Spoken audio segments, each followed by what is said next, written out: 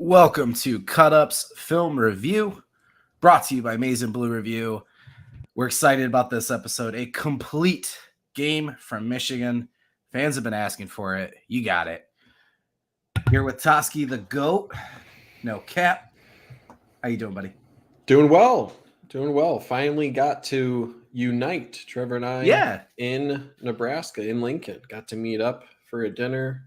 He had his steak after the game. It was great. It was a fun time, and it was a fun game. A scorcher, but I would argue the most complete game we've seen from the Wolverines. And the thing I kept reminding myself of is the team doesn't win anything in September. It's just don't lose, right? And now we're continuing that path, and we're continuing to see improvement. So it was fun. Cool town. Fun game to go to. And survived the heat. So it was a fun one. It was crazy hot. Yeah. I mentioned on our episode of Hail to the Podcast, and I'll say it again, kind of echo Toski's sentiment. The people of Lincoln are incredible, gracious, kind, helpful, just really, really good experience. I pretty much demanded I wanted steak and whiskey at some point, and Toski found a place that offered, literally, it said steak, bourbon right in the window, and I was like, that a boy. So that's it. Got to spend some time with you and your significant other. I brought Mason Blue Reviews, Brock Heilig as my date. So I'm excited because this is the first game we both attended and are going to have different views of. So I'm hoping, I will say, anytime I'm in the press box, all I think is I want all 22 film. That's true. Being able to see the whole field is so amazing. So anyway, I'm excited to get into this. I see we have a few folks in here already. Just so you know, this is a community effort, man. Have a conversation in there with everyone that's there. Ask questions. We try to take as many as we can, provide feedback. We want this to be a group effort. So obviously, Toski and his incredible talents lead the way. So go ahead and kick us off right here with this fourth down play, it looks like. Yep, my man. We're going to try to get through as many plays as we can here today. So some plays, I'm just going to straight up denote fast analysis versus slow. So and I'm also doing something different this time where I'm trying to share the game audio. I feel like it adds a little bit of an element. So the first replay through it, you should hear the game audio. Let me know if you do or you don't, but this should work. It might be quiet, but we'll see. All right, let's see how this works out for the first play here. I'm excited. Here we go.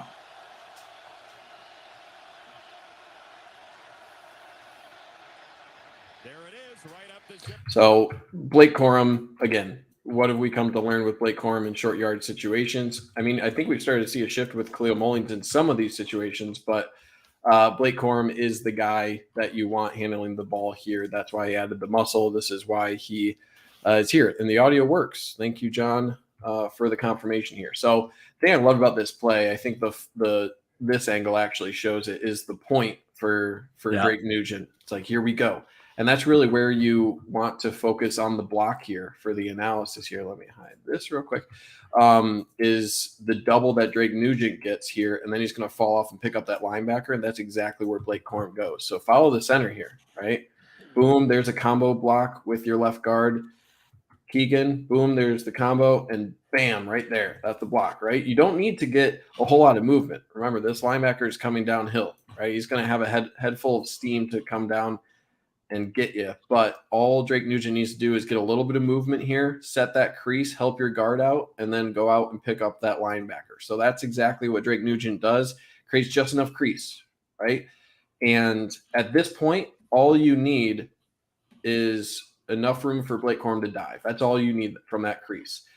And that's exactly what they provide here. So Blake Corum's a small guy, right? And that's the benefit you get out of him. When he gets a full head of steam and he dives like that, he's going to pick up some yards. So all you need really is one or two blocks somewhere to be executed, and you'll find success. So nothing too crazy to break down on this play. Just give a lot of credit for Keegan executing his block, and give a lot of credit for Nugent on getting that double team, pointing out that second block he's getting and sealing that, right? And I think this angle is perfect for Blake Corum recognizing that gap and just taking what you need, right? I appreciate him here making this dive because you can see that Nebraska head kind of poking through here.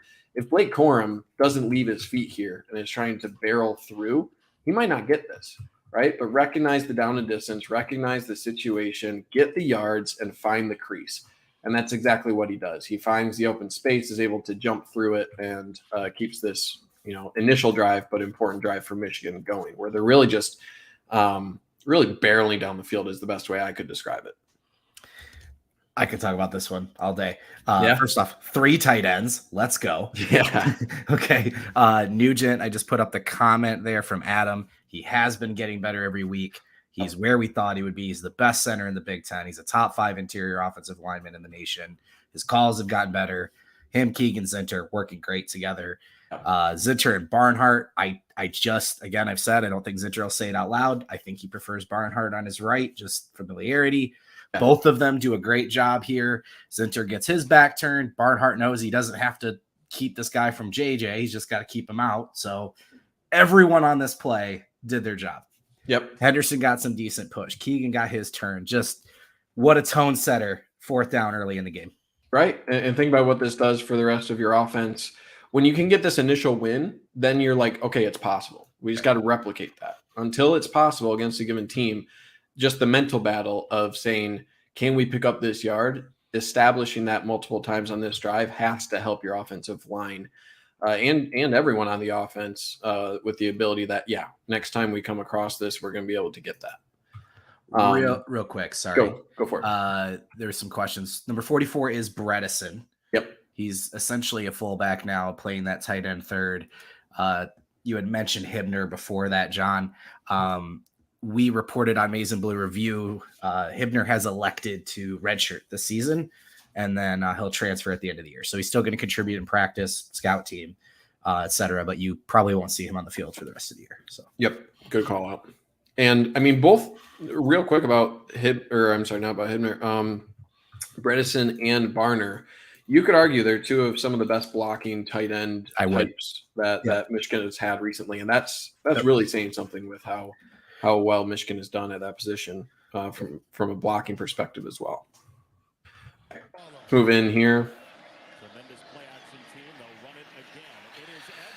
And I include this. This doesn't seem like a big play, but it was more than anything else just the running style out of Donovan Edwards. It felt like crunch time with Kalel Mullings coming on last week. I sent out a post on X or Twitter, whatever you want to call it now. Just call it Twitter. I'll just call it Twitter. I will. Yep. I tweeted out that I think Kalel Mullings is going to get more time, and we did see quite a bit more out of him, in this game. And these are the sort of downs where I feel like a couple weeks ago, you might see Donovan Edwards go down right here. But him able to power through that and pick up 7-8 yards instead of the 2, 3, or 4, that's huge. And you need to continually show that, because I think Kalel Mullings probably gets about that same yardage. The main thing that Edwards has over, I think, both Blake Corum and Kalel Mullings is the home run threat. But in order to have those home run threats available to you, you need to get these little runs and get the available yards and eke out a couple extra yards in order to get those opportunities later on in the game for the home run threat. So this is really what we needed to see if Edwards is going to continue to get the touches in the backfield, because I really think Mullings is coming on and I think there was some up and down from him during this game, but we haven't seen this yet throughout the season. So that's mainly what I clipped this for. Not the best job blocking on this. I think it's adequately done. Adequately done is how I'll position it. You have two blockers here pulling. It kind of starts with, I think this is Barner, or that might be Hibner. And that's Barner. Oh, yeah. Barner on the outside. Barner right here. Yeah, exactly. Coming down the line of scrimmage here. He's going to have someone sneak through him, and that's going to take the initial pull here out of your left guard, Zach Zinter here. See, he's not able to get a good chip on that, so that holds up Zach Zinter here. He has to address this. So not the best block here from Barney. You'd like to see it get his head across. This guy clearly wins that block. So that takes one block away, who should be getting through the line of scrimmage here. That takes him away here. Now you have two bodies here for your fullback and Bredesen to block. Luckily, he blocks one and the other guy just whiffs, right? There's really no excuse for this guy to do anything except tackle here, and he is off balance and is not able to make the good contact on Donovan Edwards. So give Edwards for fighting through what I assume to be an arm tackle there. We don't have another angle on that. And then he plows through a linebacker, right? I feel like this is the thing where, again, last year, I feel like we saw that quite often where he's not afraid to take on that contact and fight through it. In situations like this, fight through the arm tackle, fight through the linebacker, get 8 yards. I feel like that's the version that we've come to know, and that's just been missing from his game. So this showed to me that he's getting it, right? He might be feeling the pressure, whatever it may be. He's starting to put things together in a way that he needs to continue to be productive on the offense. Yeah, this was his best game.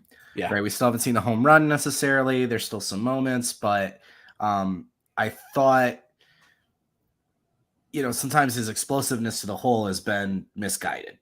And in this game, I thought he was a good mix of patient and explosive. Prior to this game, he's averaging less than a yard of after contact per rush. Yeah. So that's essentially going down when you're touched, right? He was over 2 in this one. So progress. I've been screaming for double-digit carries for him because I think he's a guy that's got to, get into a groove and wear down a defense. I still think that's the other part of it. Michigan hasn't played 4 quarters all year. Yeah. And I think there's going to be a time where Donovan Edwards is in the 4th quarter of a closer game and he's putting a team away. So sure. Mullings has earned more carries. I'm not calling him RB2. He's earned more carries. You got to give it to him. But progress with Edwards. Still not where we want, but progress. And then only call out I want to make. The reason Bredesen had to block too is because did you see Ladarius Henderson on this play?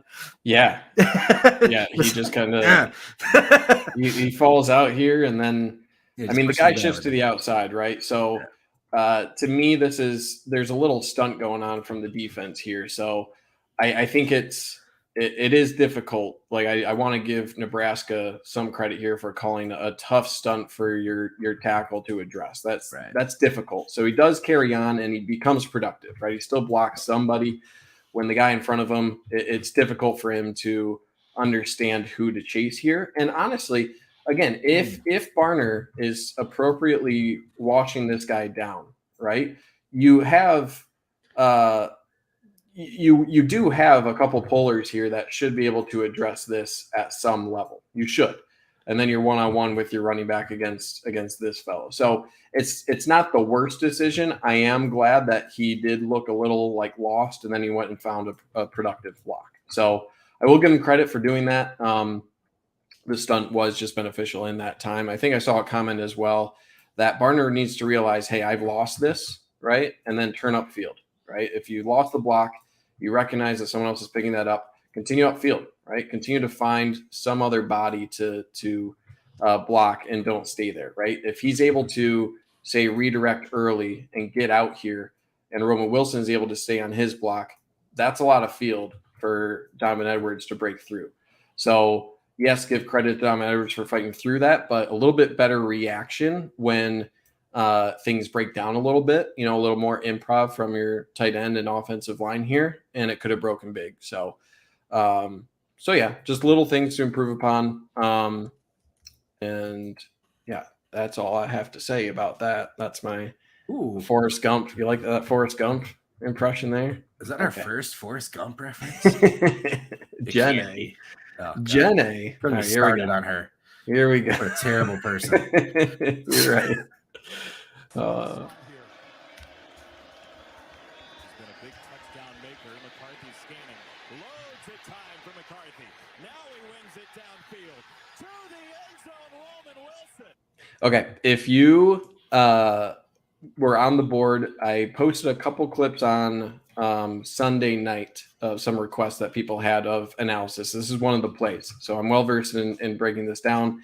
And the main question was there someone open on this earlier that JJ McCarthy missed? And I was in the stands. I was actually from where this play was, I was over here. So I was way up over on this side.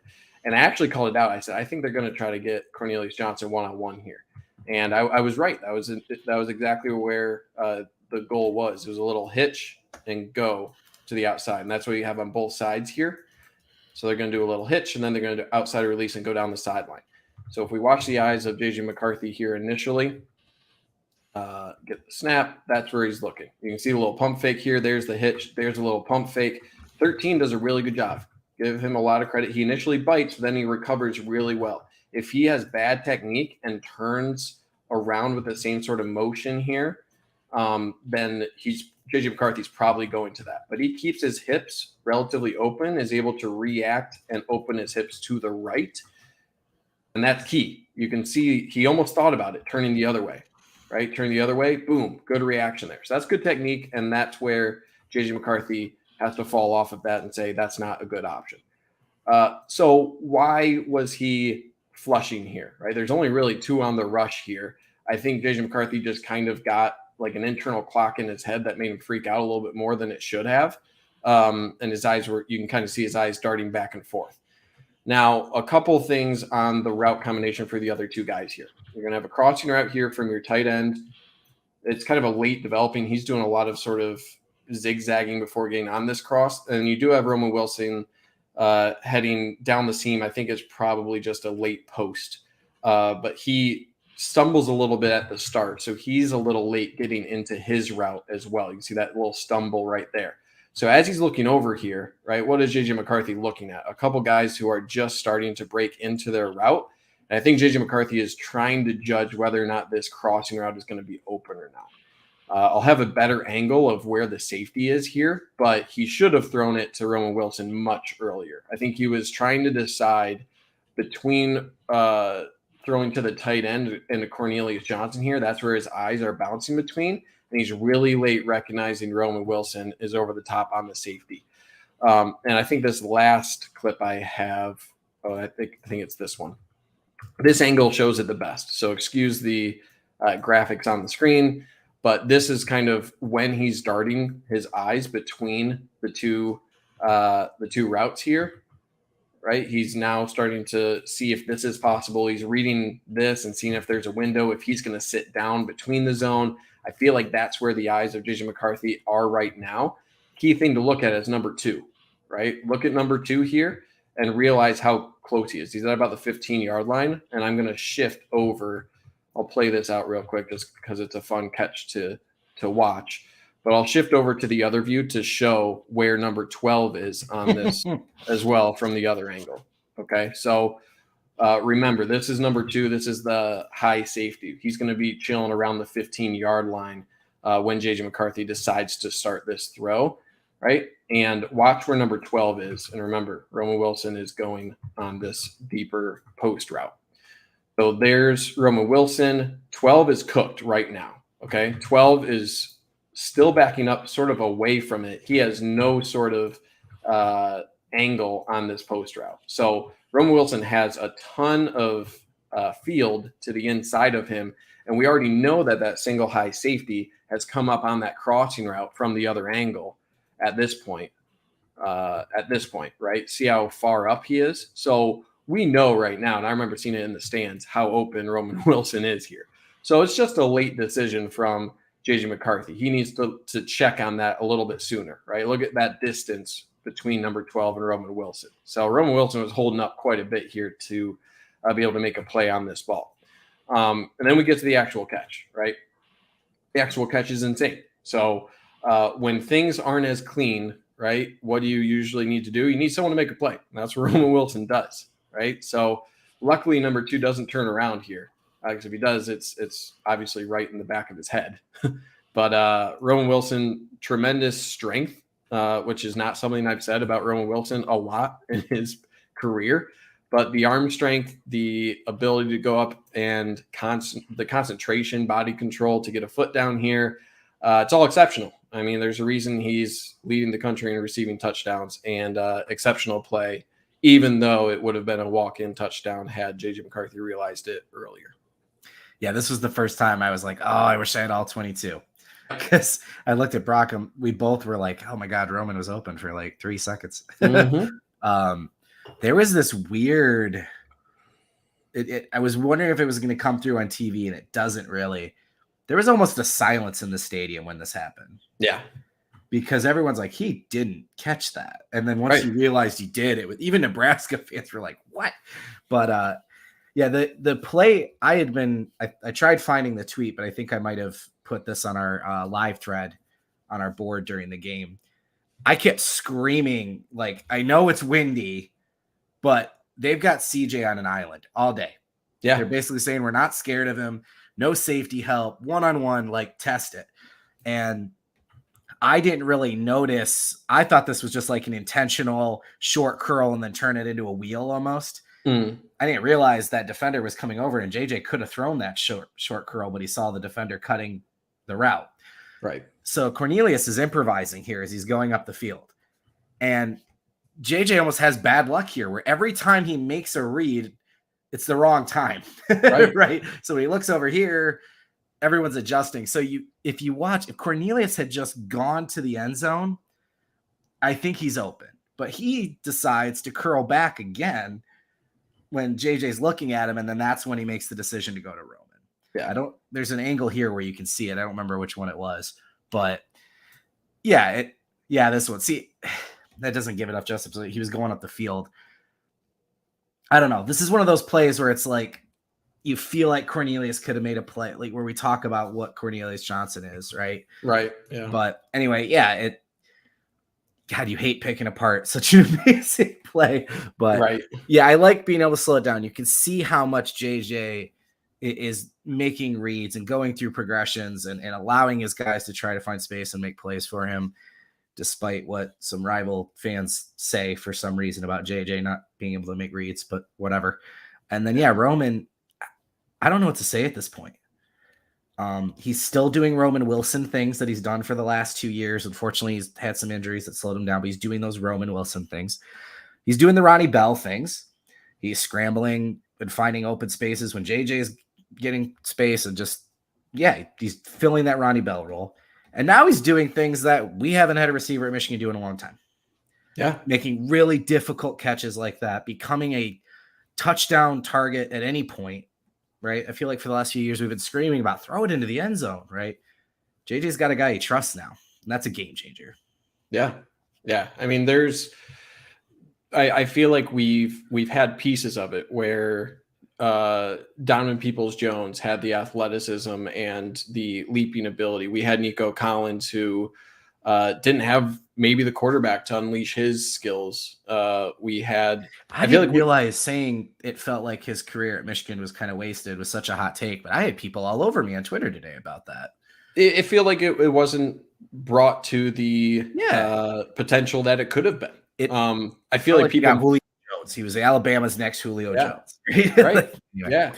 And it's one of those things where I feel like we finally have the pieces together to fully deploy a guy like Roman Wilson, where you could put a Nico Collins, a DPJ, one of those guys in this sort of role, and they would have flourished. They would have flourished. Where now, good luck. If you want to sell it against the run, good luck to any safety carrying across the field, right? There's just not enough bodies on defense to account for everybody. And I feel like Roman Wilson is taking advantage of that, taking advantage of a quarterback who can get him the ball, taking advantage of an offensive line who can give your quarterback protection, taking advantage of a defense who is terrified of the run game, picking them apart. I feel like you're finally at the point now where you have to pick your poison, and teams are not respecting the poison of Roman Wilson. That's what they're choosing. And I feel like it might slow down, but that's only going to speed up other aspects. If you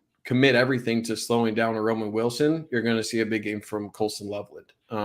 If you react to the passing game, guess what? Blake Corum is going to continue his thing. Maybe you'll see a breakout game from Donovan Edwards. So I feel like we keep seeing these things where different players are breaking out because of you have all of the pieces to be more flexible in who's going to be that guy. And I feel like Michigan is doing a great job of taking advantage of how defenses want to react to Michigan's offense. And if you want to, what was it? Joel Kladdis said, if you want to die by a boa constrictor, like I feel this is the bite, right? Like you're gonna get bit.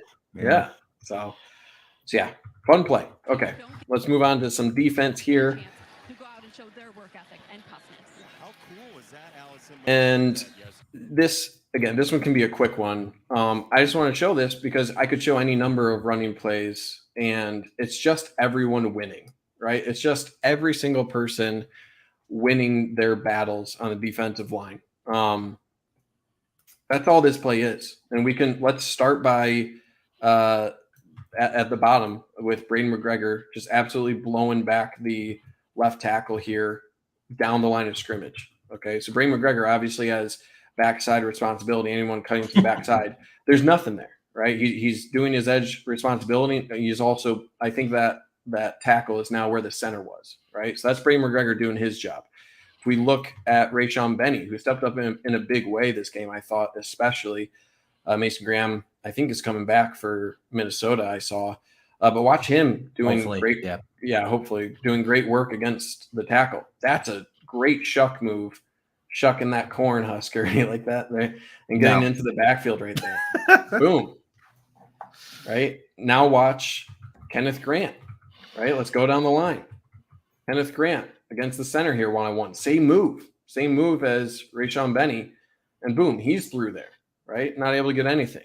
And then we move on to one of the best defensive linemen that Michigan has had in a bit, and he's just not going to accept the initial double team there.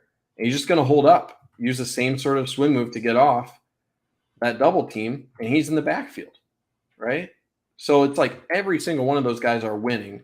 That opens the door for your linebacker to flow off of this, and you have your edge defender here setting a really nice edge on the outside as well. So there's literally nothing.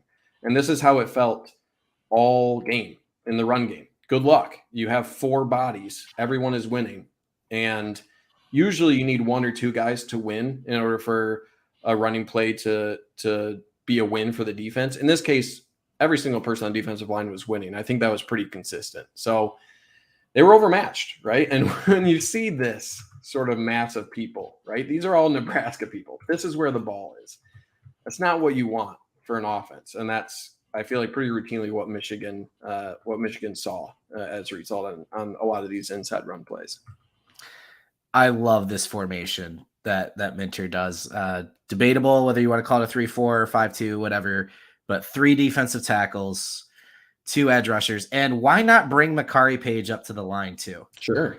Right. So when I see 6 dudes on the line in Nebraska go and hand it off, I'm like, okay, yep, you're going nowhere, right? Yep. Like this defense, especially if they know you're going to run it, you are not going to run on this defense. Just not going to do it. Yeah. No, not going to happen. All right, let's move into 2nd and 9 here. I think this is the very next play. He's not thinking about it this way right now, but a chance to be in Nebraska lore. First throw tipped in the air and intercepted. And this is just, I mean, before I even get through this, I called out during the Sainer Still interception last week the presence of mind of Kenneth Grant to be the lead blocker on Sainer Still's pick 6, right? Kenneth Grant was one of the few guys to know that Sainer Still had the ball, and Kenneth Grant was going immediately, right? Got the block on the quarterback down the field. And this is one where let's just focus on Kenneth Grant for this entire play, right? So he's trying to rush a quarterback. He's executing a stunt. Look where he's at the point of this ball being tipped. How does he conceivably locate that ball? That is a difficult job. For him to be able to do that, let alone bring it down and protect it while guys are trying to take the ball away from you, the presence of mind to do that as a true sophomore, right? You're on a stunt, boom, you probably hear ball, and then to locate that and to adjust your body to pull that down. I mean, I feel like you hear it a lot that sometimes the most athletic guys are your offensive tackles or your defensive line. I mean, a 340-pound guy, I buy it, right? There's a reason that he was drafted. I think it was first in this spring game, right? There's a reason Kenneth Grant was drafted because it's so rare for a guy of this size to be this athletic. That's a crazy play for one of your biggest players to make. So I can't speak highly enough about him on this play. And I think obviously we'll look at Braden McGregor next on this other stunt where you have Braden McGregor working to the inside. If you don't get to the ball, put your hands up, right? How many balls were batted down in this game? It felt like 3 or 4 at least. And that's just such a great job, right? If you're not going to get there, if the stunt doesn't get home, play's not dead. And that's exactly what Braden McGregor did, who had one of his best games of the year for sure. Probably one of his better in his career. Maybe not up to Ohio State last year standards, but pretty damn close. So yeah, just a phenomenal play from both Braden McGregor and Kenneth Grant on both getting the arm up at the right time, and then Kenneth Grant locating the ball, able to bring that down.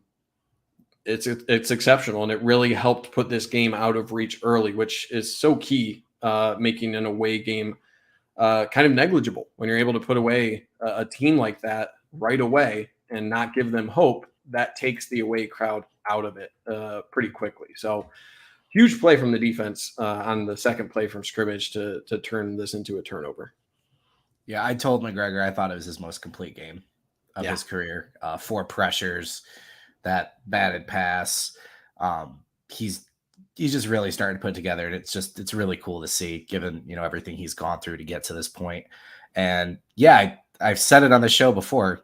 Kenneth Grant's going to be Bruce Feldman's #1 freak next year, and he's going to go to the NFL Combine and be a story because he's going to run under a 5. He's going to win the bench press. He's going to be ridiculous and be a first-round pick. The dude is just an absolute freak of an athlete. Got long arms too. It's terrifying. No, I don't know what to compare him to. I'm just glad Michigan got him. I'll say that. Yeah. Him and we've got at least 2 more years of him and Graham. Crazy. Right. Someone said the intended wide receiver got blasted after this. Let's see. Oh yeah, Michael Barrett. Michael Barrett right here just absolutely demolishes him, which is fair, right? Tip ball, you can do anything. You can absolutely demolish guys. It's fair game at that point. Ball's tipped. Fair I love game. Michael Barrett. Yeah, I have a play just for him as well later on. Okay, let's move into this. 2nd and 6. Michigan now has the ball approaching the red zone here. Big house so far. It's another give. Corum is so patient. And again, this can be a quick one. This wasn't a play that I necessarily wanted to I don't think it's a necessarily great play, but it's replicable. And this is something that I felt like the offensive line really started to gel together. I think we're starting to see the best 5, obviously Hinton out with a little bit of an injury, but I still feel like Ladarius Henderson brings what you want at that position. They like to pull with him too. I feel like he's sharp, and I feel like he's better in space than he is as a road grader. And, he has experience at guard as well. So bringing him along in these sort of situations where you have Keegan coming through, able to pick up the first guy off the edge here, able to do that, and then have Ladarius Henderson go through the hole, pick up this linebacker. It's good use of your left tackle here who has some mobility. So boom, great tackle from Keegan, like the head placement there, right? And this is the patience you want out of your running back, right? Boom, let that block go. Here's your second block. Use that to your advantage, and then you're one-on-one in space, right? And that's just Blake Corum. He does get wrapped up a little bit here, right? That guy give him credit, makes a little bit of an ankle tackle, gets Corum off balance. That's 2nd and 6, and that's 5 yards, 5.5 yards. You're going to take that pretty much all the time, right? If you're able to get 5.5 yards on each carry, you're going to be happy with that. So well blocked, good patience from your running back. And again, how replicable is this play? Seems like you could do this pretty often, right? Because you have even numbers in the box here. You got even numbers in the box. You got 1, 2, 3, 4. Actually, you're 1 down in the box, if I'm counting right. Yeah, they're 4 wide. Yeah. So you got 1 more in the box than you have the block, and Michigan still takes advantage of it, right? You leave that top guy unblocked, and this is kind of where the read comes in here. And then Nugent blocks his guy into him. Yep. It's perfect. So everyone does their job, right? And play side, give Barnhart a lot of credit, give Nugent and Zinter a lot of credit on their blocks. This is just everyone doing their job. And this play felt a lot like the 2 previous years of Michigan's offensive line, where it's just like, yep, that looked easy. That looked like something that they can continue to do and will do throughout the season. And there's not a whole lot it felt like the defense could do to this, because it felt very steady. And I felt like that was pretty evident on a lot of running plays in this one. And this is a good rush defense. Again, you could say who has Nebraska played, and that's totally fair, but they were number 1 or number 2, according to most metrics, in rush defense coming into this one. And Michigan rushed for right around 250 yards, I think. So while, the stats may end up with Nebraska being a top 15 or top 20 rushing defense, or maybe not quite that high, they're still solid. And they have some solid pieces in the run game defense to slow guys down. And Michigan didn't look slowed down at all. They looked like they got what they wanted more often than not. John read my mind, so I'll give him credit. Sure. That behind the line view. Mm-hmm. We've been talking about Blake and getting back to being Blake Corum. Just look at these cuts.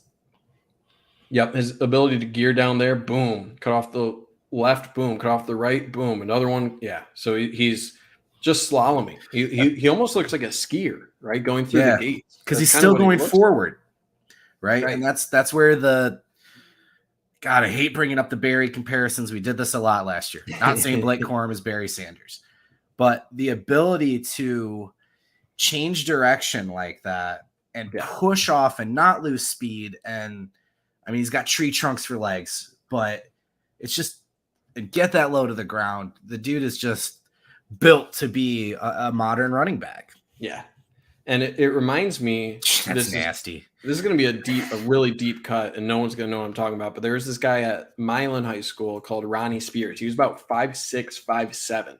He was fast as all heck, and they had an offensive line that averaged probably about 6'4", 6'5", which is a pretty big deal. I think Milan is only a D3 or D4 school, but they benefited so much from having an explosive, tiny little running back. And I don't mean that in a bad way, where Blake Corum's size here, picture you're a linebacker and you're trying to look through Keegan and Henderson, who are two big guys. So to have this level of cutability here between those guys, it's such a moving target, and have that explosive of an athlete behind that is that much more difficult. So I do feel like when you're kind of comparing the styles of Donovan Edwards versus Blake Corum, you have to take their profile and what they look like to the defense through these sorts of runs that require patience. That size can be a benefit, and I think it really is for the style that Blake Corum has for his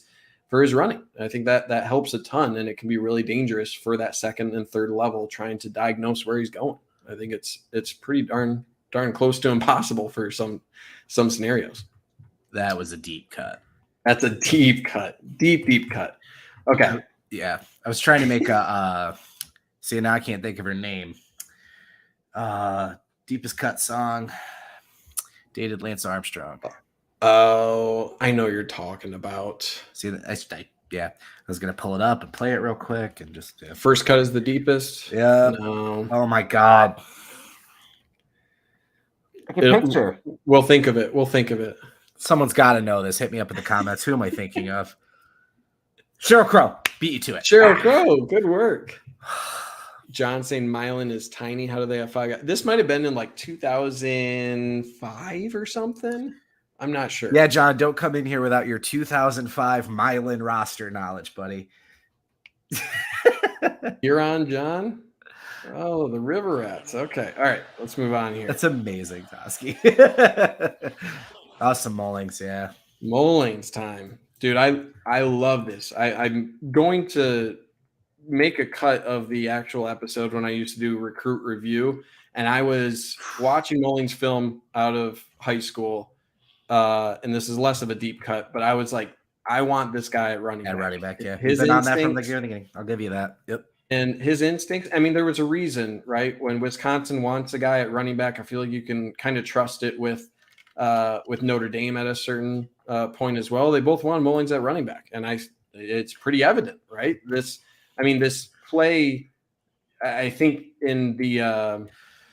I think it was designed to have this sort of cut back open, right? But he has an ability to accelerate through his cuts that I remember watching Higdon. I feel like that was Higdon's primary strength, but I feel like Mullings has that at 6'2", 240. And remind me, Higdon, I think, was closer to around 5'10", maybe 210 or 220. 5'11", yeah. Yeah, 5'11" or so. So for Mullings to have that sort of same level of explosiveness through his cuts, he's more of like a one cut back, right? But I feel like he has such quick feet. And they're a little bit more subtle, but he more glides in his cuts than anything else. And he's able to make those quick micro adjustments and just, I think, as Harbaugh put it, just arrow through the snow, right? Just he's so hard to really deviate from his path once he gets going at that size, and guys will just fall off him. So yeah, I think his instincts alone make me really excited about him in the future. And this is another great example of Michigan's tight ends and fullbacks just doing work. They love this three tight end plus Bredesen, right? I guess we'll call him a tight end. So yeah, there's a 3 tight end wave. It's just a tidal wave of these 3 guys coming down, and watch all the bodies they take out here. There goes number 5. They take out number 2, right? And it's good technique. Boom, there's one. There's another. Bredesen follows down, and then he picks up number 12, right? So this is good technique. They all follow the same flow, right? Go down the line, and Bredesen does a great job. Boom, go up, pick number 12, and there's your hole, right? So it's exceptionally well done. And that's about as well as you can draw that up. And 26 here, I think safety there, just stand no chance trying to tackle. I mean, this is a linebacker, right? Quite literally linebacker-sized guy going full speed. You're not going to be able to arm tackle him. And that's what 26 here attempts to do, and there's no success in it. So I'm excited about him. I think he's going to get a lot more touches because I think, and I have plenty of clips showing this later on, he just falls forward. He has good instincts, and he's been maximizing the amount of yards available on almost every single play that he's carried the rock. So exciting. He's a big dude. He's huge. In the press after the game, the first 3 that came out were JJ, Mullings, and Josiah Stewart. And Stewart and Mullings next to each other look remarkably similar. That's terrifying. Yeah. So, people like to say or thought Stewart was undersized. We kept saying how strong he is, his arms, whatever. Mullings is just a monster. And yeah, the instincts on this play, I think that's the biggest call out, because just the way, I don't even think patience is the right word. You know it when you see it, right? Just the way he's moving behind that line and just kind of slithering down and waiting for that lane to develop. There's just something there that we haven't seen when I'm talking about the Mullings and Edwards comp. That's something we haven't seen from Edwards this year. Yeah. That type of smoothness to the running. And you can see why he would be a good linebacker, because picture out if he's on the other side of this ball and he's able to do just like a little chop like this, right? He has the feet for it. He has the feet for a quick linebacker of finding his way through that hole. But it's very similar where if you're a linebacker or running back, instincts are such a huge part where you have to feel the play. You have to feel where the ball is going, where it's meant to be going. And I feel like he just didn't have that level of recognizability of the play on the same wavelength that he does on offense. And I'm glad that Michigan recognized that and that he was willing to make that switch. And I think he's really going to fully realize his potential here. And this is another aspect where you can leave this guy unblocked because of this threat, right? Michigan showed against Rutgers. Great call. That's why this play is possible, because if this threat is not here, it's a free hitter, right? But watch the conflict on that edge player, right? That's all you need right there. Just boom. Does he have the ball? Oh, no, he doesn't. Goodbye. That's it. That's all you need. And that's just from Michigan putting that on film. They didn't do it a whole lot this game, right? I don't think J.J. McCarthy, he hardly carried the ball in any designed runs. But that's okay, because you put that on film. How much prep did Nebraska put towards that, right? And that's something where it's dangerous to not have that edge player play JJ McCarthy, or at least think about it. So that's what opens up more opportunities for your running back to pick up a 20-yard touchdown. So again, little things that you can put on film that will really, really affect the future of your offense. And maybe more importantly, someone not named Blake Corum getting a first down on 3rd and 1.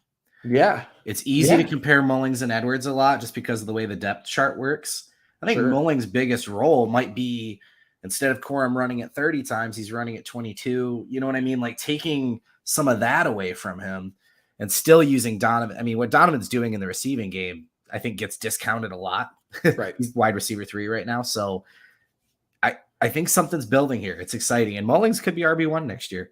I mean, that's where we're at this point. So another position change for Harbaugh. Ho-hum, right? You're right. And it's something, I love that you brought that up because, again, you want to give Blake Corum those touchdowns. You want to give him those opportunities to make big plays, but you want to preserve him as well. You want to keep him fresh. And, I think people discount his ability to hit a home run as well. Maybe not at the same level of Donovan Edwards, but the more fresh you can keep him and the more you can, like, splitting carries is a good thing. Like, you can continue to rotate guys and keep them fresher for the duration of the game, and that'll only yield better results for most situations. So yeah, it's a great point.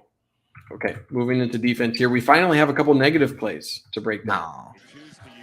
A couple of them. Later in the year, 2nd down and 9 for Harburg, who was picked off on the last drive.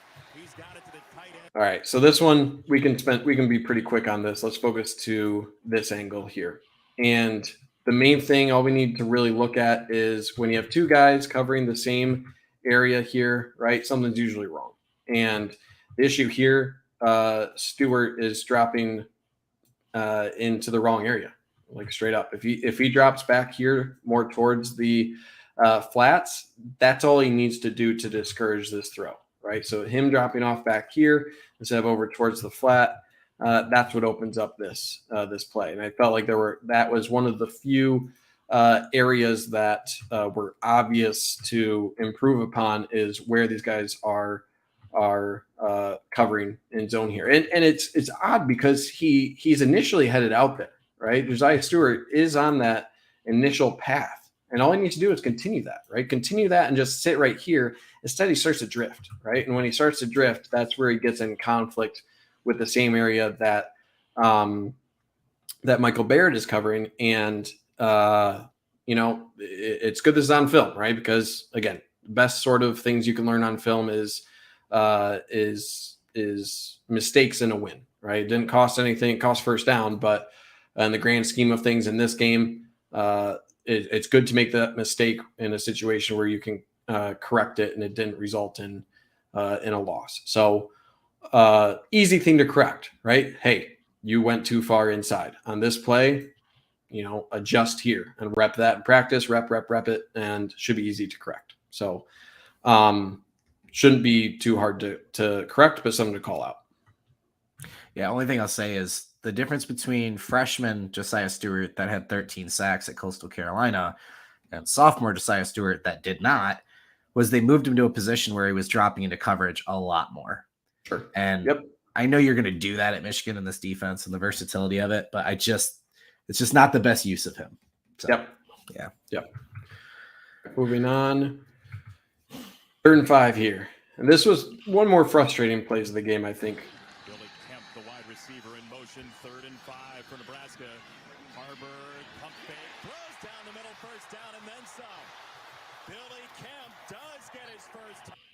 And this is just something that we don't say a whole lot. This is Sainer still just getting shook.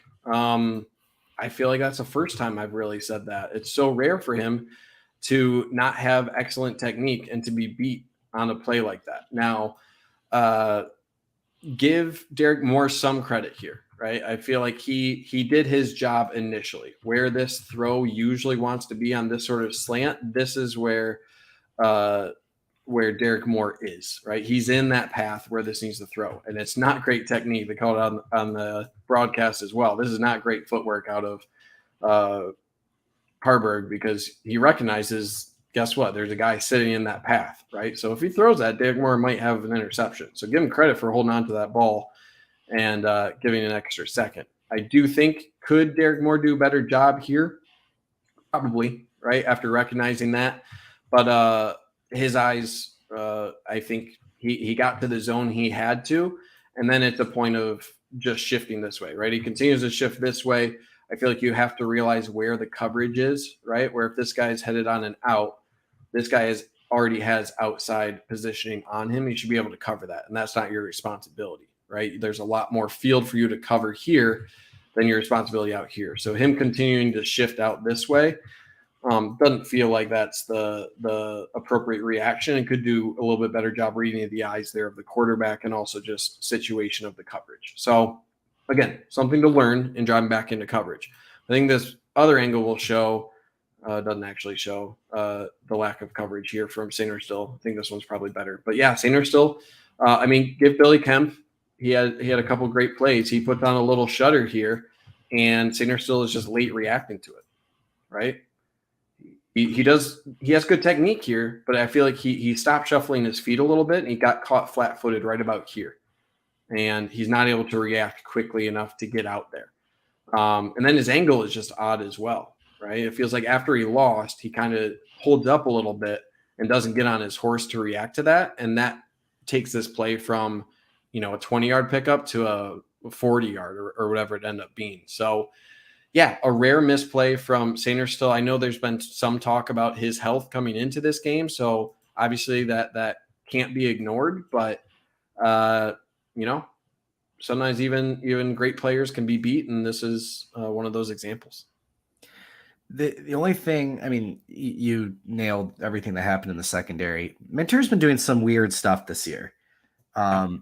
Bringing 3 on 3rd and medium, and one of those 3 is Colson, and Derek Moore and Josiah Stewart are dropping back in coverage, and Stewart's lining up on the outside of Makari Page.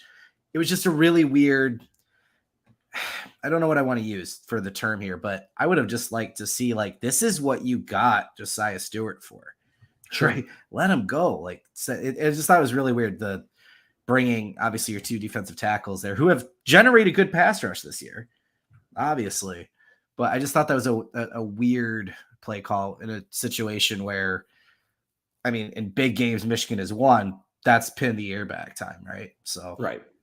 Yeah, I do also feel like a part of that is, again, putting this on film where your 2 primary pass rush guys that you usually have, once you start, again, dropping them back into coverage, it puts that seed of doubt into the opposing offensive line to the future as well. Where they're like, well, who the hell are they going to send, right? So I feel like that's part of the overall broader strategy of always making the defense guess, which I can get on board with. But I agree with you to a certain point where there are still improvements to be had there, and they're not doing their jobs effectively enough to really have it pay off, right? If they're following the quarterback's eyes a little bit better, they're falling into the appropriate zones a little bit better, then it can pay off in a big way, and it's not quite there yet. So that still feels aspirational. So I totally agree with that, where you are sacrificing something, right? Because they're not good at this secondary part of their job yet. And I think the hope is that they will get there through reps, right? And putting this on film hopefully will close that gap of improving on that responsibility as well. But yeah, it's a good point. Okay. Moving into 4th and 1 here, and defense steps up big, right? And Brain McGregor, here we go.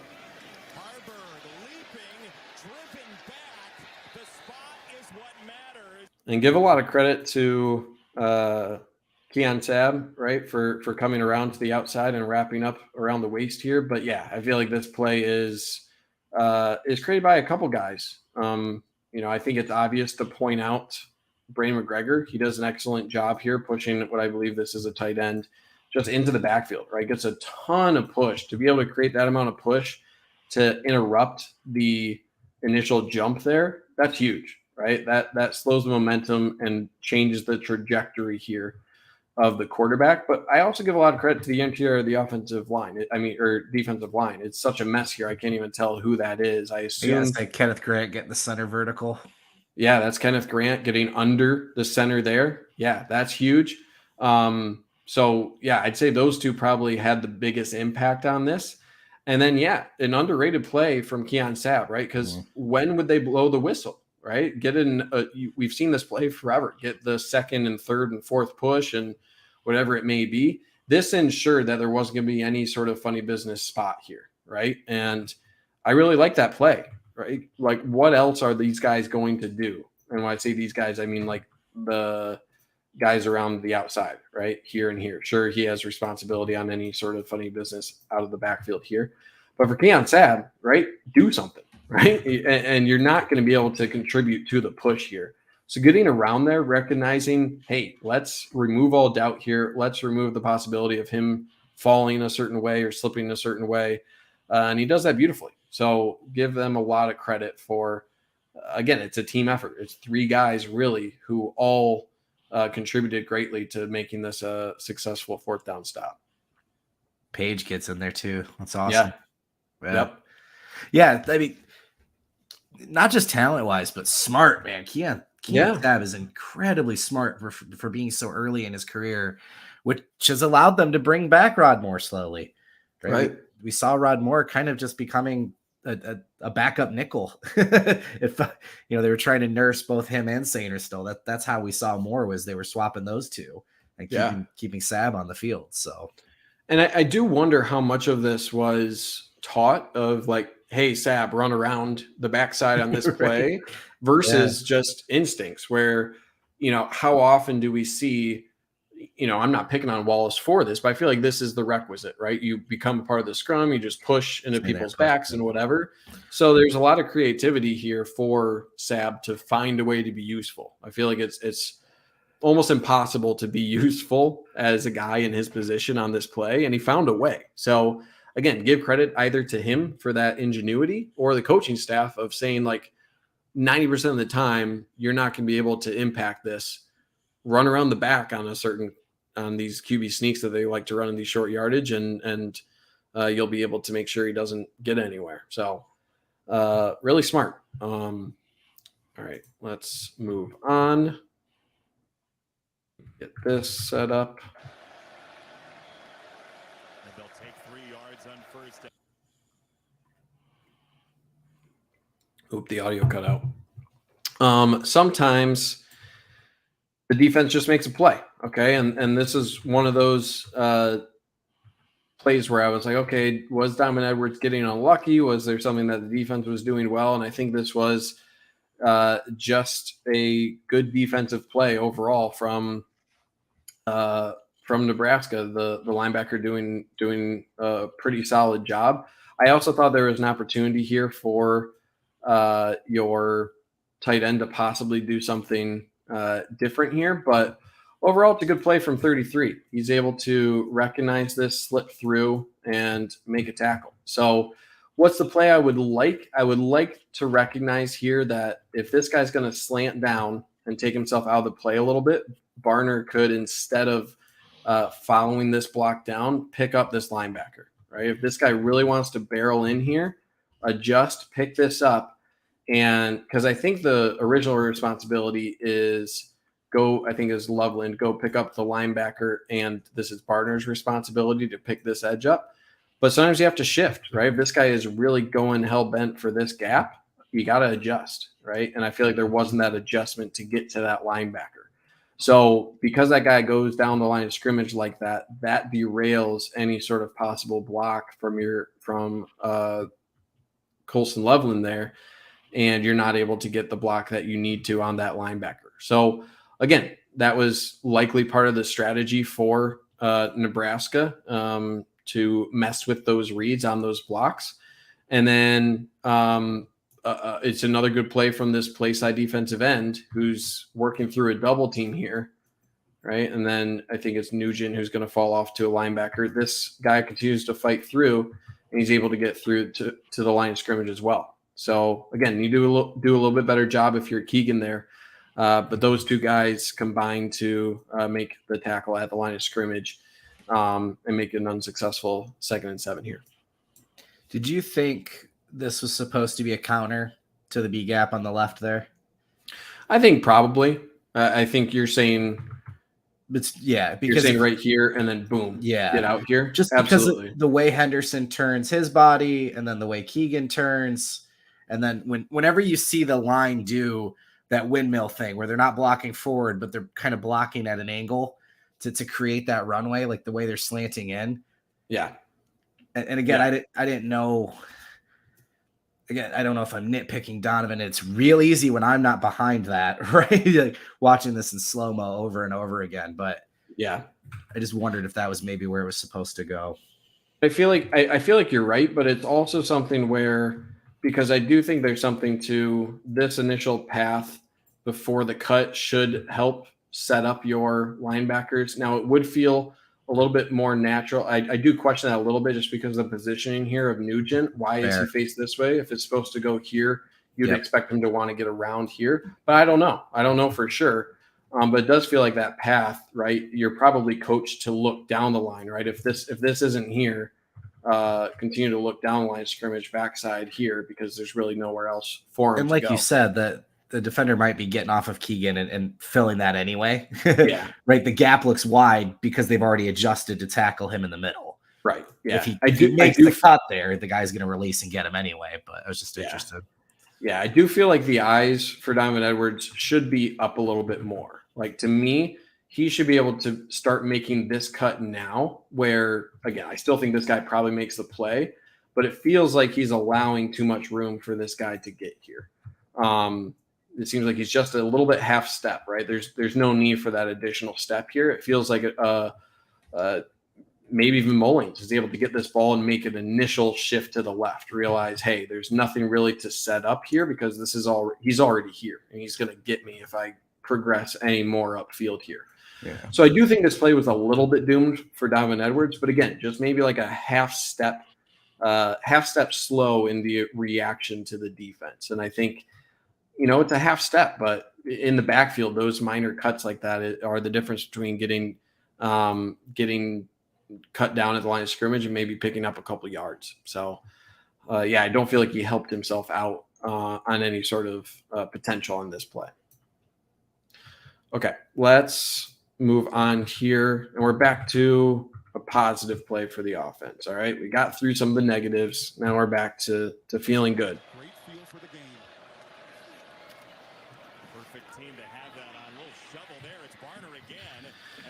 And we don't have to spend a whole lot of time on this because there's nothing really to focus on this except for the play design, right? How often has Nebraska seen a tight end flying across on an unblocked edge, right? And then you block him, and then you hand off to the running back, and he flies through here, right? And that's what these guys are thinking, right? That's what pretty much this guy is thinking as well.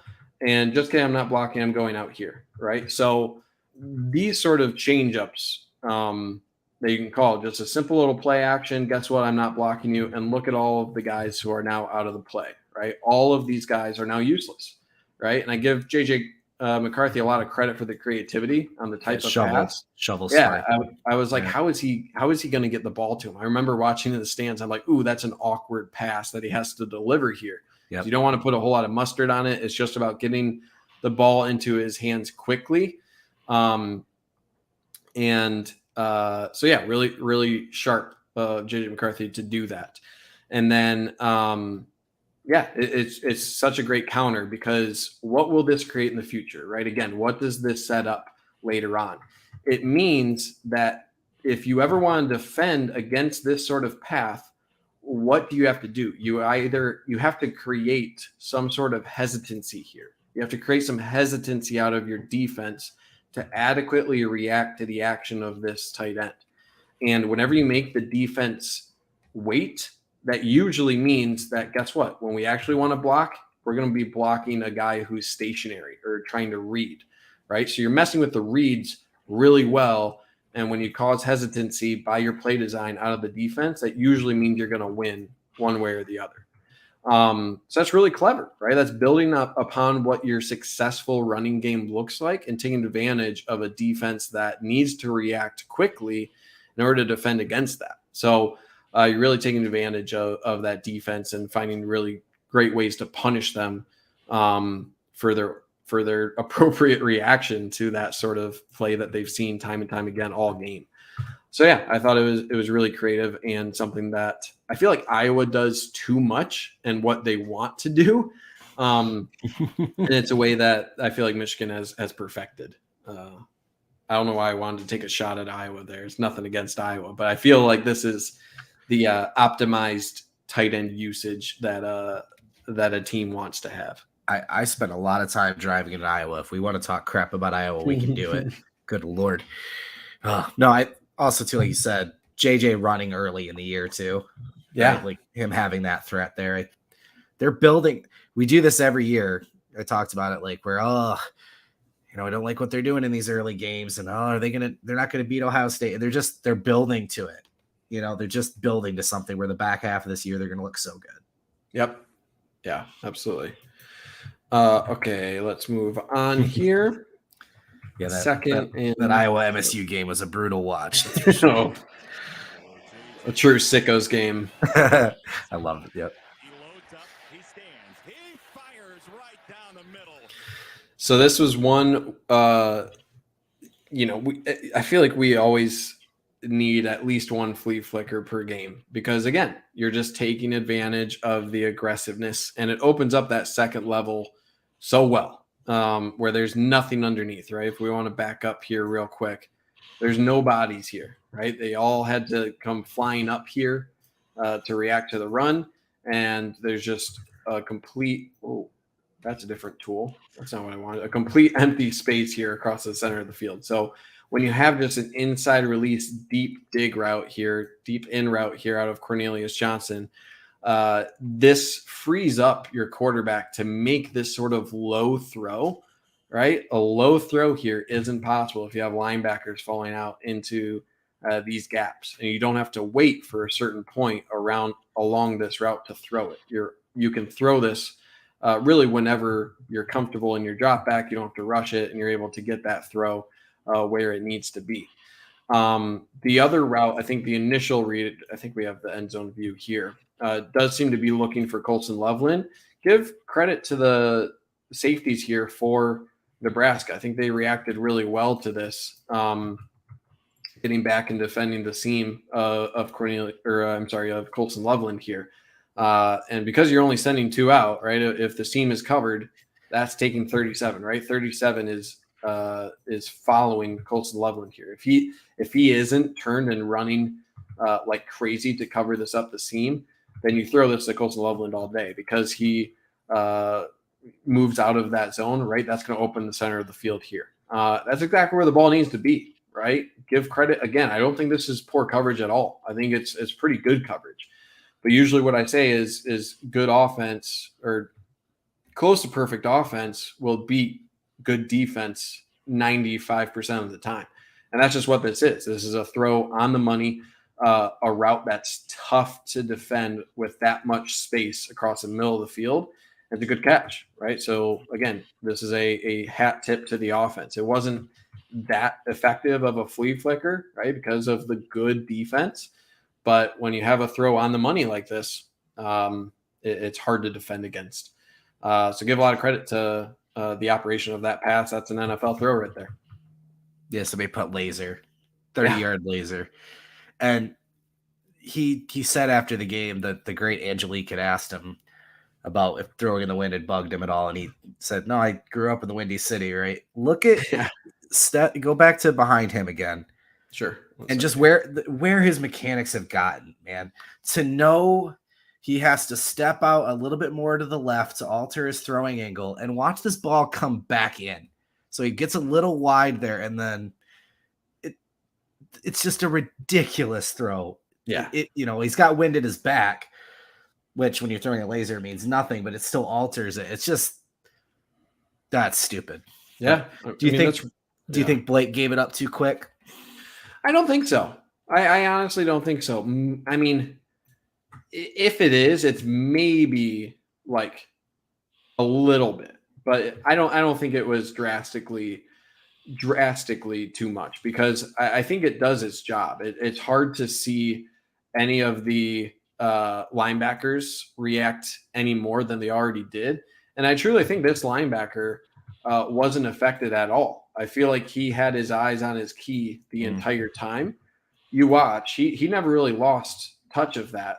And he's not even really looking at the handoff at all. So I don't feel like the flea flicker impacted the linebacker you're hoping it'll impact, right? Because the hope here is that 37 takes his eyes off of Loveland. He thinks Loveland is coming out for a block, and then he leaves him, and boom, up the seam right now you hit him because this linebacker is already flying down, right? That's the hope. At the time you get this ball, boom, down the seam, you're uncovered. So I think he does a good job, and I don't think that the flea flicker influenced that linebacker at all. I think he was sound in his assignment, and it didn't open up anything that a flea flicker usually does. So I give a lot of credit defensively for how that linebacker reacted, or lack of reaction to anything going on in the backfield. He followed his key, and he successfully dissuaded the quarterback from entertaining a throw there. So, there's a lot of commentary about that.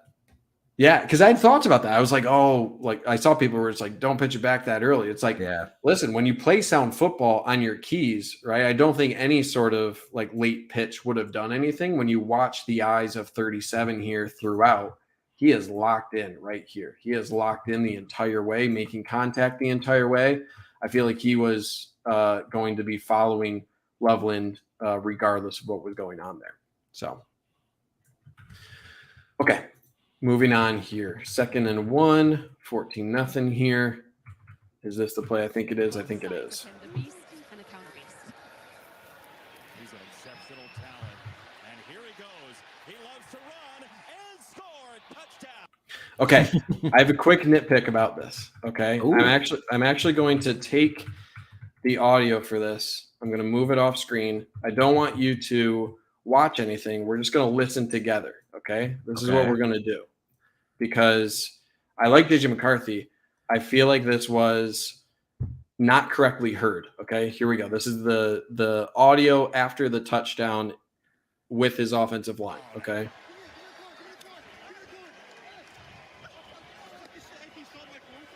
Thank you so much. That's not what he said. He didn't say thank you so much. He said, "Can you salt my corn for me?" Listen again. He loves to run and score. Listen again. Listen again. Give me the corn. Give me the corn, right? Because he's eating the corn. Can you salt my corn for me? They're celebrating.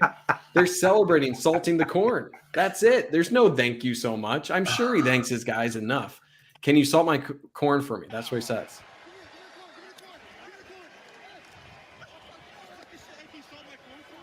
That's what it is. So I heard this. Thank you so much, boys. How about that? It's not that. So anyway, can you salt my corn for me? So anyway, I thought it was ridiculous. Hold on. I got to write merch idea. Yeah. Can you salt my corn for me? So anyway, I was like, he didn't say that. I was like, what are these guys talking about? So anyway, you're a sick man. Not to spoil it, right? Because I felt bad. Because I was like, oh, that'd be so nice if he was thanking his offensive line. Hell would notice that. God, all right. So, and the only reason I noticed it is because then let me actually I'm gonna actually just extend the play a little bit to where he's actually I feel like you can actually see the salt, right? So there he's eating it. I'm not even putting the audio here, but they're just doing weird salt things. And I don't know. I don't know. Anyway, they were doing the little salt motion here. You can see right there, the little salt motion right here. That's what he's doing, right? Eating the corn. Here comes Rowan Wilson. And you see a little sprinkle. And he just does a little sprinkle over it. Anyway, hold on. This is what you do by breaking down the film that much. You can listen in. So I think Toski's most watched film review of all time is the breakdown of the Juwan Howard slap. Oh yeah. And I'm going to cut this because you breaking down the JJ Corn celebration and whether salt was involved with the audio and visual. That's what I'm here for. The full experience. Okay. So good. Let's break down the actual play here.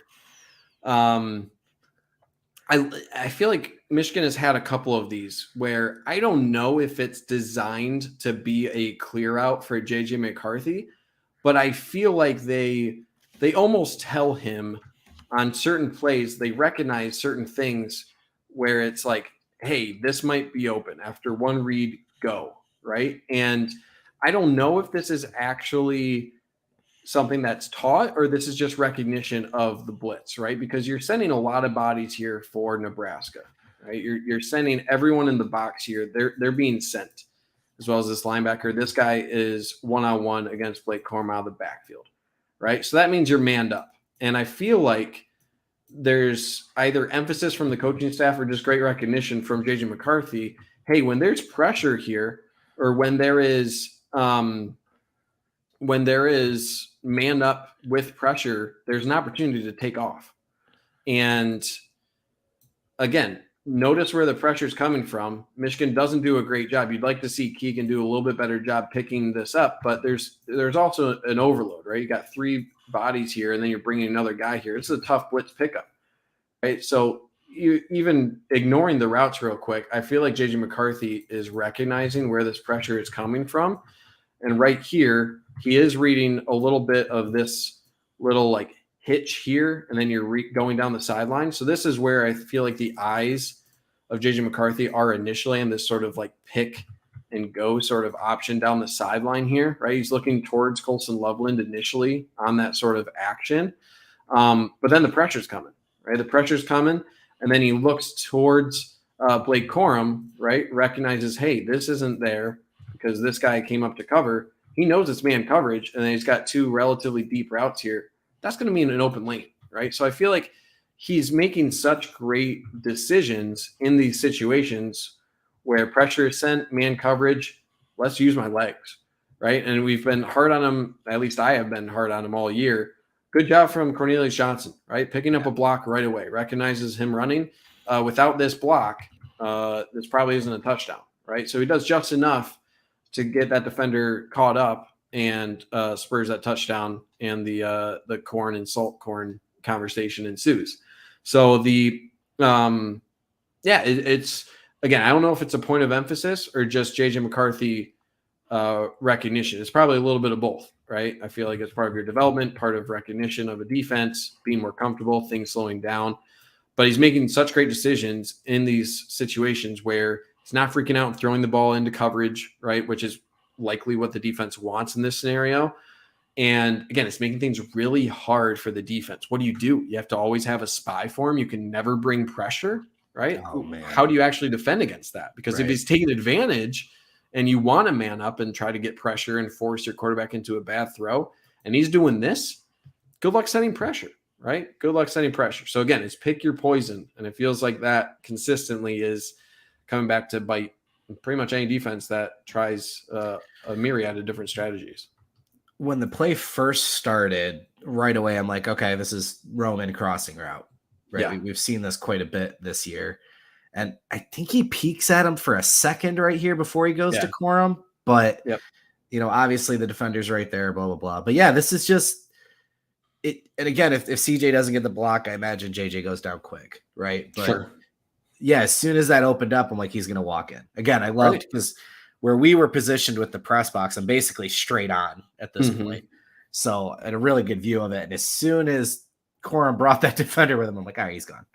Yep. Right? So, yeah, whether it's, like you said, by design or him just becoming more aware, if they're going to give you that much space, dude, go ahead, take it. And then if they start collapsing, like you said, or spying, he's going to hit open receivers. I mean, this offense is crazy efficient right now, not as explosive as last year, but I feel like they're getting really close to adding the explosive element.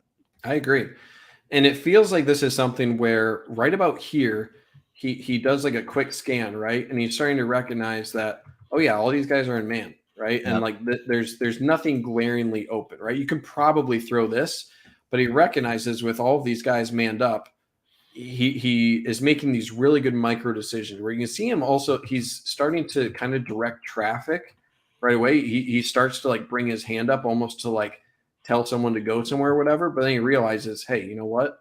They're in man coverage here. Where if they're in zone, there might be an ability for a guy to shift over into an area. And he can extend the play down the line of scrimmage, right? But it feels like right about here, we've had so many moments of JJ McCarthy either extending the play down here and someone finding an open zone. Yeah. He would throw the ball right when he got to the line of scrimmage, right? We saw that earlier, I think first game of the year, touchdown to Roman Wilson, or he takes off and running. So I feel like one of the biggest area of improvement is him knowing when to duck out and then making the best decision right around this area when things are going haywire, making a really, really smart decision on what to do with the ball when he's getting right to this point. And it feels like he's batting a pretty high average on that decision-making throughout the season thus far. When I initially saw that, I'm glad you pointed out CJ because I thought he gave up and turned the wrong way. That was my thought, was like, oh, he should have kept coming down. But he's actually reading JJ. He's immediately turning around to make the block because if you watch, as soon as JJ starts to tuck, because he's really good about running into throwing position, right? Sure. As soon as he starts to tuck, that's when CJ turns. So live, I thought he made a mistake, but really, I mean, look at the timing of this. It's perfect. Yep. So, yeah, give him a lot of credit. Again, I don't think he hasn't found the end zone yet this year. And but a lot of guys haven't. That's true. It's been it is Roman Wilson, right? It's Roman Wilson. Samaj Morgan had that back shoulder throw, and Mullings has his now, but So give him a lot of credit, right? The touchdowns will come, but this is what the play needed, and he did his job very well on that play. All right, moving forward here. Just short of 70 yards so far. Harper out wide for Anthony. And you said you love Michael Barrett. I do too. He had another play I clipped in this one later in the game. But this is, again, kind of going back to that Nebraska linebacker, right? Following Colson Loveland on that flea flicker, just not getting caught up in the backfield. This is just no wasted movement out of your linebacker, right? The running back and the linebacker start pretty much even. If you draw a line straight down the field, right? They're probably about aligned evenly towards the sideline here. As soon as he takes off, watch the angle that Barrett goes. It's a perfect angle. He really doesn't deviate it from it at all. He knows the angle he needs to take. He breaks down perfectly where he needs to, says, hey, you're going one of two ways, right? Breaks down and then delivers a hit, right by the line of scrimmage, and that's a half-yard pickup. So just sound football, right? And it's something that I don't think should be overlooked, right? This seems like a routine play because I feel like we've seen it enough out of Michael Barrett to know what we can expect. That's a hard – yeah, that's the exact same play he ran in Ohio State. Yep. It's a hard play to make. You need to have really good athleticism, really good technique to be able to book it out to the sideline, make a form tackle like that, dissuade the running back from being able to cut back inside, and then be able to make solid contact, right? You heard from the recording it was a solid tackle. So, just such a good play. And we see it pretty consistently out of him.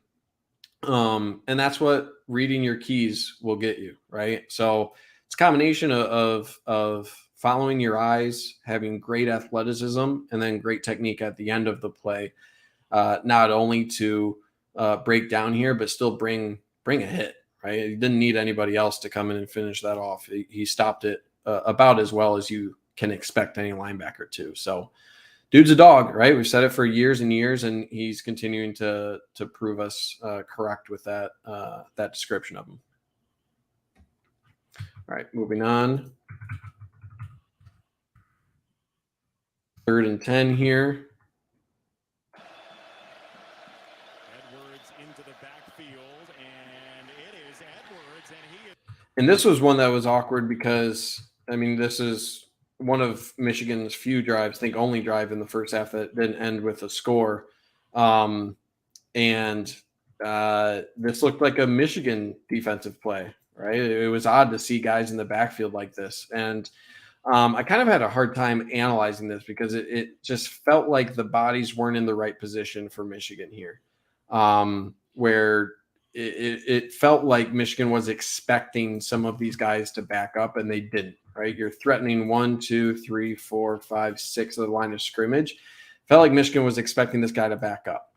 And this is what the 3-3-5 can do. It can confuse your reads. It can make it really difficult to allocate your offensive line to those second level defenders and know who's coming versus who is not, right? So what the appropriate response probably should have been is Nugent checking this first before picking up this linebacker, right? Because this guy just comes in unabated. He comes in without any contest at all. No one picks him up. And the result is you essentially have 4 blockers against 3 defenders. So 1, 2, 3, you have 1, 2, 3, 4 blockers, right?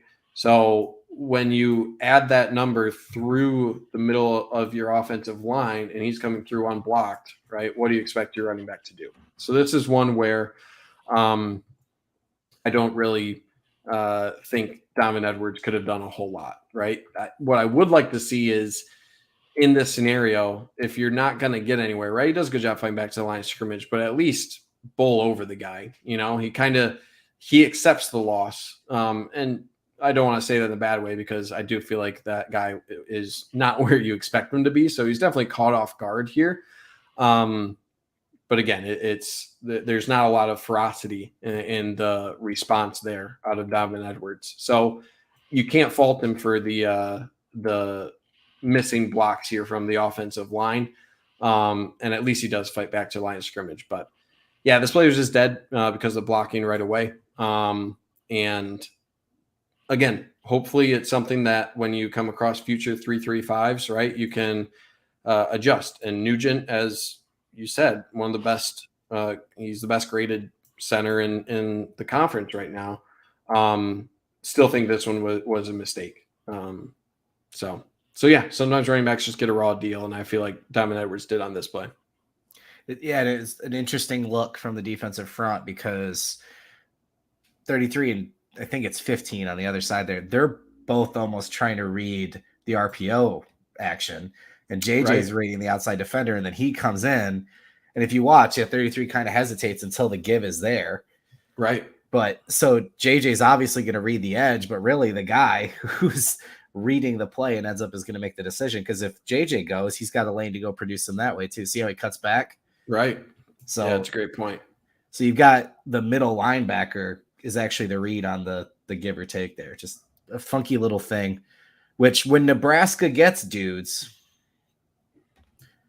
you know, maybe that's like you said, TCU is 3-3-5 at that point, right? Sure. Yep. Yeah, so that's tough. That's tough knowing exactly who you need to read and where you have bodies to block, right? So give Nebraska a lot of credit, right? The way you can beat the option here is changing the actual read. Like you said, if this is the actual read instead of the edge player, right, you need to adjust as the offense. And it's smart, right? If you don't have the horses, right, you got to be a better brain. I don't know what the right terminology, but you know what I mean. You got to be smarter if you're not going to be more athletic or bigger. I don't know what I'm trying to say. It's late, man. Oh, I know. I love it. It's okay. 1 second. We've got Forrest Gump references. We got it all. Some deep audio analysis I haven't seen since like an episode of Ghost Hunters, you know. It was so weird to me though, man. You're trying to tell me, listen carefully to what he says on this EP. It was so weird to me though on that play because like obviously I didn't watch it live. I was in the or I did watch it live. I didn't watch the broadcast live. And then I was listening to it. I'm like, oh, this is cool. They have all the microphones. And then they said that. I was just like, they were talking about corn, weren't they? I went back and watched it about 5 times. I was just like, what are these guys thinking? Anyway, okay. I was hoping we could do this in one video. It seems like it'll be another 2-parter. I keep doing this to you. To you. Me? Yeah, we're not able to get. I actually kind of like it. If you don't mind doing it, I kind of like it because then people get both versions of you. The one that has to deal with me and then the one that's more chill by himself. That's fair. Okay, let's get through 2 more plays here. I feel like Yes. 90 minutes is pretty good. So this is I think we got a good defensive play and then a good offensive play. So let's do one of each here. They're still playing without Mason Graham, very talented sophomore, out again today. Harburg runs. Josiah Stewart, you mentioned Trevor the Brain McGregor had one of his best games. I don't think it's any question that this was Josiah Stewart's best game as well. And this is exactly what I wanted to see out of him, because what was his biggest downside all year, would you say, Trevor? I'm going to put you on the spot. What was the one thing I feel like through our analysis that he hadn't done well enough to be consistently put on the field? What would you Get to the quarterback. Get to the quarterback. What would you say the second thing is? Oh, that shed. I would say setting the edge. I feel like yeah. It keeps going defense. inside. Yeah. Yes, exactly. And there's such an opportunity here for him to go inside, right? These guys are reaching out to the second level here. I think this is designed to be, yeah.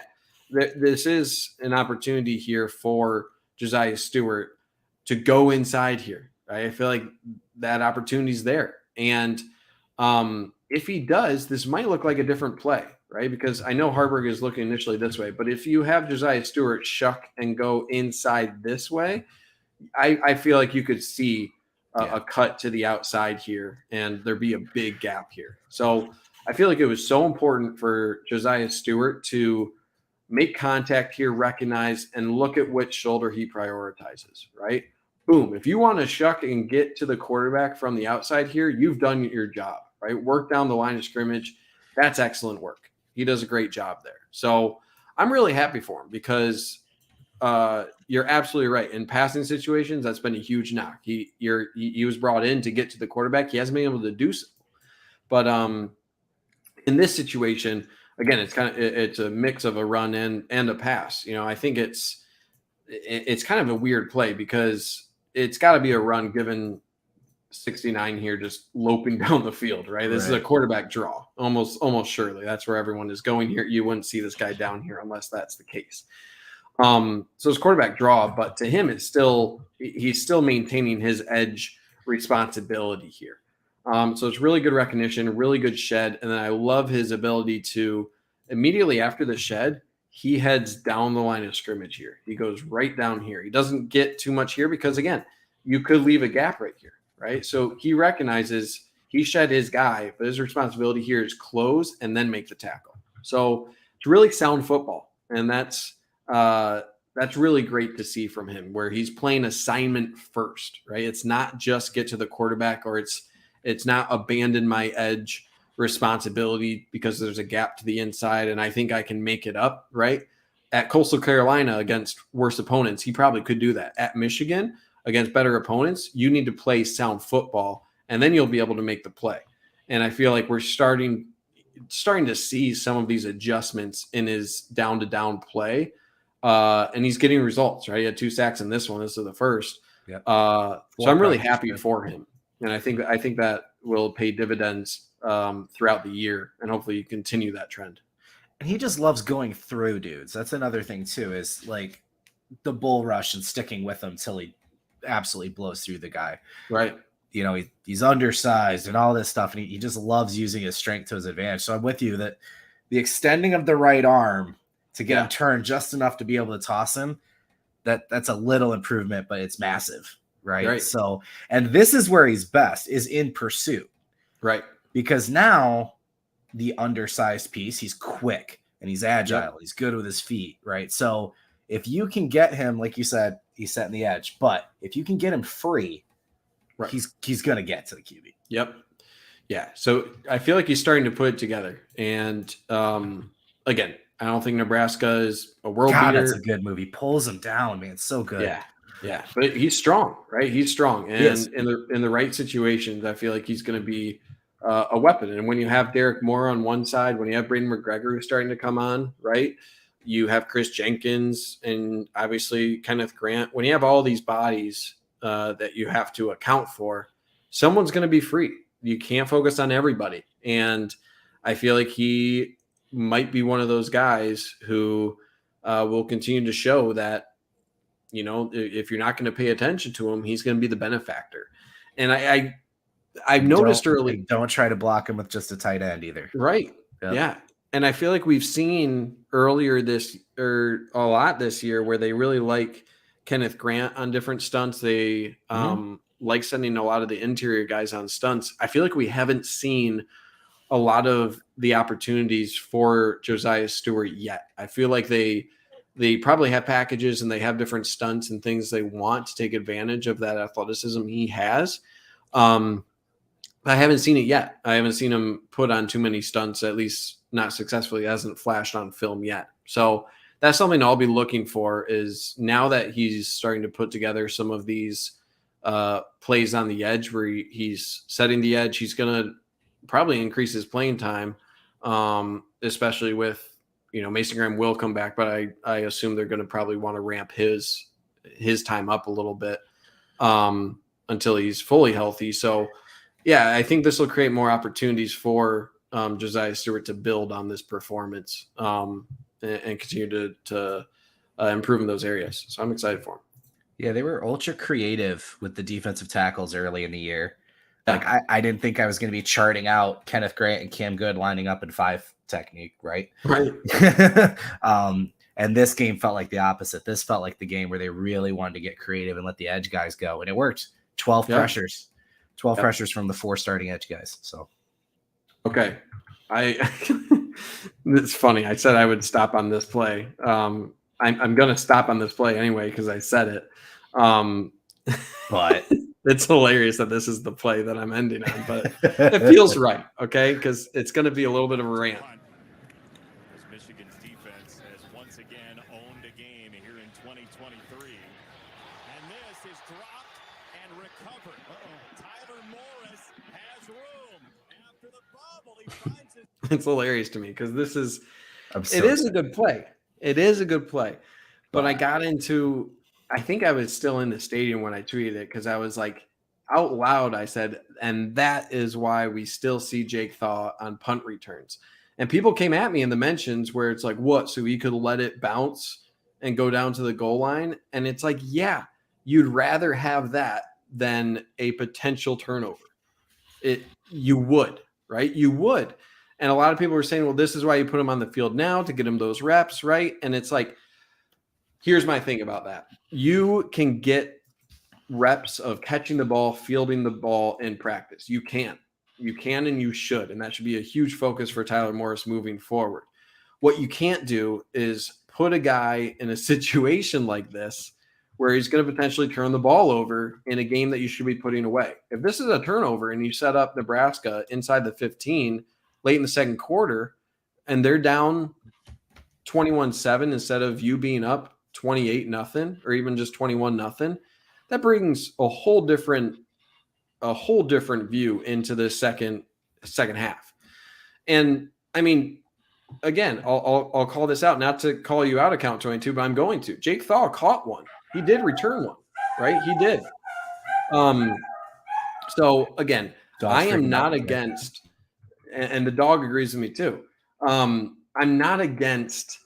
What the hell is going on? I'm not against Tyler Morris returning punts, but this is the reason we continue to see Jake Thaw. Whenever I see someone like, why are we still putting out Jake Thaw? You can't turn the ball over like this, right? You can't. If in this situation, at least call a fair catch, right? To give yourself some room. Because this is dangerous to not call a fair catch and to be trying to field this punt in these conditions. That's scary, right? And that's wind or no wind. Right. So I don't know. I get it. Right. I get it. You want him to be the guy, and I want him to be the guy too. But if he's making these decisions, lack of fair catch, it's tough, man. It's tough. You're going to disagree with me, Trevor. So much. Because disagree with me. Number one, during practice, Morris, Edwards, Thaw, we're all struggling on that side of the field of the wind.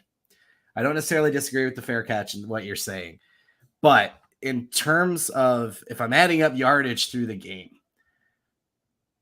the yards I lose with the rollbacks with Thaw and the yards I gain with Morris, I will take that risk. I don't think he's so much worse back there that there's like this significant difference between Thaw's ability to catch or read punts versus Morris. This is the first like really tricky muff. But I think Morris is very close to being able to break one. I think he's good for 15 yards on punt returns that he yields, 30, whatever. So if he does make a mistake, now bigger game, maybe I feel different. If he does make a mistake, I take that risk because of what I think he does on every other play. That's just me personally. Yeah. I think Thaw gets picked on too much. Yes. We talked about that one play where it's like, dude, it's 20 yards back and 30 yards across. No one's getting over there, right? Yeah. I like Morris's explosiveness, and I just don't think the difference is that significant in terms of the ability back there. Yeah. I think that's fair. I think the main thing here is I'm less concerned about the upon reflection of it, I'm less concerned about the not receiving this cleanly, right? And I'm more concerned about the lack of the fair catch on. Yes. Because if a reasonable defender here, even if he fields this cleanly, right, he's destroyed. He gets demolished. And that's not safe, because even if you field it cleanly and you set yourself up for a hit like this, one, obviously you put yourself at an injury risk. And two, that's a big risk for a turnover. Catching that quickly and getting hit that quickly with a guy in proximity like that, you put yourself just at huge risk in general. And it's just not a smart play. So we'll see moving forward. I agree with you. I like the upside, and I agree with having some of your best athletes as your returners. I think that should always be the case. And I think Tyler Morris can be a really good returner. Well, just makes me nervous. I always feel like I think of something and I look over and like, that guy basically just said that. So I don't want to feel like I'm stealing it. So Dave, I agree. Right. That's fair. And there's a reason they're doing it. I don't know more than the coaches. They say that over and over again. I don't hate the rotations. At first, it almost felt situational, like based on where they were kicking, who they picked back there. And then it almost felt like they were just alternating back and forth. So I still don't really know. But big picture, like in terms of what you're saying, Thaw versus Morris, I'm willing to take the risk.